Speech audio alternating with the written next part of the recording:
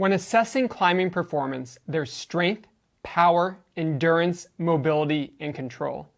Let's talk about mobility.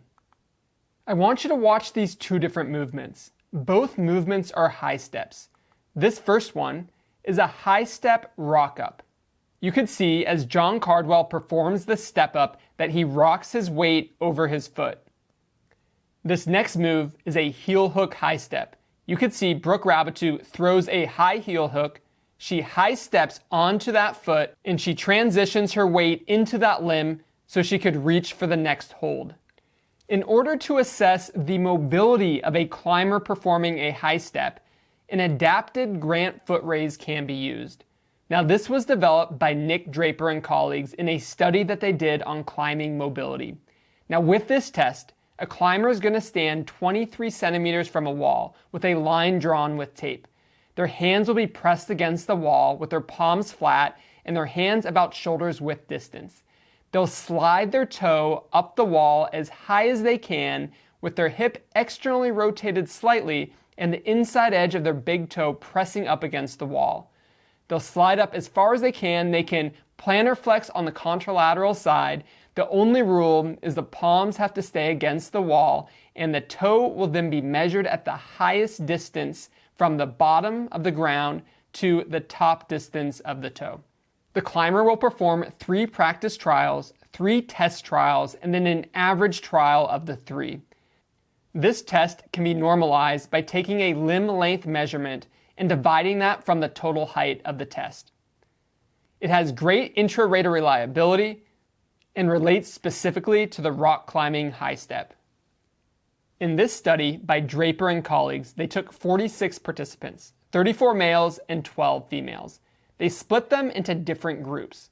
First, novice, 5'6" to 5'8", intermediate, 5'9" to 5'10", advanced, 5'10 plus to 5'13 minus, and elite, 5'13 to 5'14 plus. They then compared and contrasted these different groups. You could see with the adapted Grant foot raise test, novice climbers achieved 103.7 centimeters on average, while elite climbers achieved 114 centimeters on average. So based on the data in this study, this test can be used to differentiate elite versus novice climbers. So how close is this test to actual climbing? You could see on the left, we have John Cardwell going through the adapted Grant foot raise. And you can see with the video on the right, he's climbing, performing a high step rock up. These movements are very similar, but they're not exact.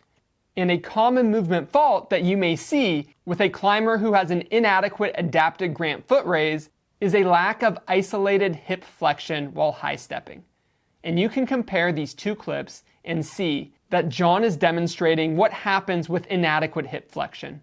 The center of mass moves away from the rock wall and it becomes harder to reach the next hold during a high step maneuver. But as we talked about earlier, this adapted Grant foot raise is close, but not exact when comparing it to a high step while climbing. So Draper and colleagues took it 2 steps further. First, they performed a climb-specific foot raise. This was made from an active starting position.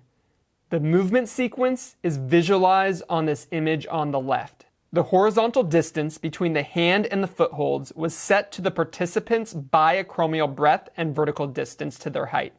The test movement included the climber raising their right leg in line with the right foot and handholds to a maximal position.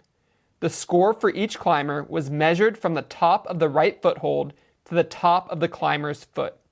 Throughout the movement, the climber's left foot had to remain in contact with the foothold and both hands with 4 digits in contact with the respective holds. The second progression of the high step that Draper and colleagues tested was the foot loading flexibility test. You can see this in the image on the right. This test was designed as a measure of dynamic flexibility, with the additional requirement that the climber make use of a foot raise or hip flexion to transfer the main part of their mass onto a higher foothold. The ability to make a high step movement with weight transfer is highly specific to rock climbing. The climber would raise their right foot to a higher hold and then transfer their mass onto that foot. The test was completed when the climber had loaded the hold, as you can see on the image on the far right, with the majority of the climber's mass transferred on that higher foothold, with their hips above the loaded foot. Throughout the movement, both hands had to remain in contact with their respective holds. The measurement was taken from the top of the start foothold to the top of the adjusted foothold. There's another study that looked at the high step maneuver. In this study, by Draga and colleagues, they looked at 31 climbers, aged 20 to 39 years, with competitive experience climbing of at least 3 years. The climbers had skill levels characterized by 512 to 514 plus, with their red point sport climbing skill. As we take a look at this data, the assessment most related to a high step was the Draga test, named after the author of the study. In this test, the climber's back was touching a measurement board hung on gymnastic wall bars. The climber can also just place their back against the wall.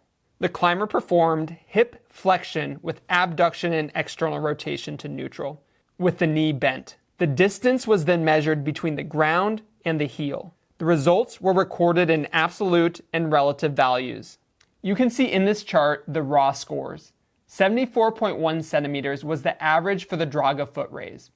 There's also the Draga index, the DI, and this was the foot raise, so the distance from the calcaneal tuberosity to the ground, divided by the climber's limb length. And you could see the average was 0.81 for the Draga index. So this is another way to quantify the ability for a climber to high step in a climbing specific assessment. Now let's look at a climber's hip mobility into hip abduction. You'll oftentimes see this during stemming. Also, you'll see this during a couple other movements. Let's go ahead and take a look. Here you can see Brooke Rabitou gets into a frogger position on the hold. Her hips are maximally flexed and abducted. She then pushes out of that position to reach the next hold. In this next clip, you can see she utilizes maximal hip abduction, but she does so while performing a left heel hook. She's now in this position with the hip more in neutral during maximal hip abduction. So how do you quantify the ability for a climber to enter maximal hip abduction? Well, you can do it two different ways. One, with a straddle stand. A climber performs a maximal straddle in the frontal plane with the feet flat on the ground and the legs straight. The shortest distance from the pubic symphysis to the ground can then be measured. You can also use a straddle-sit test to quantify hip abduction in hip flexion. The climber performs a maximal straddle-sit test facing a wall. Their feet are rested on the wall and their knees are straight. The shortest distance from the pubic symphysis to the wall is then measured. Draga and colleagues performed these two tests in their study. They found a significant correlation between sport climbing skill level and the straddle-stand test as well as the straddle-sit test. They found a greater correlation, though, with the straddle-stand test. As we look at these values here, we can see that the straddle-stand test in centimeters had an average of 38.2. And the straddle-sit test in centimeters had an average of 43.8. So you can utilize these values and compare and contrast them to the climbing athletes that you're working with. Let's now look at the movement assessment comparison between the straddle-stand test and the straddle-sit test. You can see with the straddle-stand test that it is very similar to stemming, while the straddle-sit test is very similar to the frog position while on the rock wall. Now there's a drawback to these assessments. These assessments test bilateral hip abduction with passive mobility. But climbing is active movement. And even positions with climbing that aren't bilateral hip abduction may seem different than these tests and measures. Let's watch this clip. You can see as this climber moves that he utilizes maximal hip abduction while climbing. But he leads with one limb, rather than symmetrically stemming. So an alternate assessment can be performed, and this was tested by Draper and colleagues. And in this test, the climber performs a lateral foot reach, which is a climbing-specific measure of hip abduction and external rotation. The added advantage of this test is that it's weight-bearing and the movement is similar to climbing. An active start position is adopted for the left foot. For this test, both hands were placed on the far right side of a campus rung that was located centrally on the test apparatus and set to the participant's height above the left foothold. From the starting position, the movement was completed by the right foot being extended horizontally to reach a maximal hip abducted and externally rotated position. The measurement was taken from the outside of the left foothold to the outside of the right foot. Throughout the movement, the left foot and both hands had to remain in contact with their corresponding holds. Whether a climber is performing a high step and they need maximal hip flexion, or they're performing flagging or stemming and they need maximal hip abduction, the mobility of a climber's lower quarter, in particular in their hip, is essential for climbing performance. And we just went through a series of climbing-specific assessments that you can use with your patients to determine their hip mobility for climbing.